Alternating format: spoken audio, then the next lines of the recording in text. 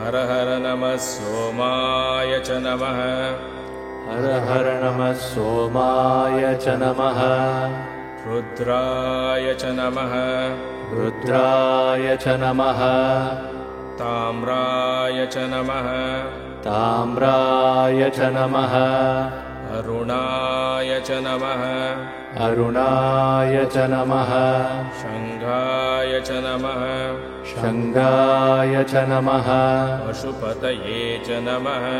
पशुपतये च नमः। उग्राय च नमः। उग्राय च नमः। भीमाय च नमः। भीमाय च नमः। अग्रेवदाय च नमः। अग्रेवदाय च नमः। दूरेवदाय च नमः। दूरेवदाय च नमः। अन्त्रे च नमः। अन्त्रे च नमः। हनीयसे च नमः। हनीयसे च नमः। वृक्षेभ्यो नमः। वृक्षेभ्यो नमः। हरिकेशेभ्यो नमः। हरिकेशेभ्यो नमः। ताराय नमः। ताराय नमः। शम्भवे च नमः। शम्भवे च नमः। मयोभवे च नमः। मयोभवे च नमः। शङ्कराय च नमः। शङ्कराय च नमः। मयस्कराय च नमः। मयस्कराय च नमः।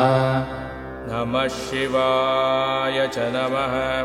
नमः शिवाय च नमः। शिवतराय च नमः। शिवतराय च नमः। महादेवाय नमः। महादेवाय नमः। भवोद्भवाय नमः। भवोद्भवाय नमः। वामदेवाय नमः। वामदेवाय नमः। ज्येष्ठाय नमः। ज्येष्ठाय नमः। श्रेष्ठाय नमः। श्रेष्ठाय नमः। रुद्राय नमः। रुद्राय नमः। कालाय नमः। कालाय नमः। कलविकरणाय नमः। कलविकरणाय नमः। बलविकरणाय नमः। बलविकरणाय नमः। बलाय नमः। बलाय नमः।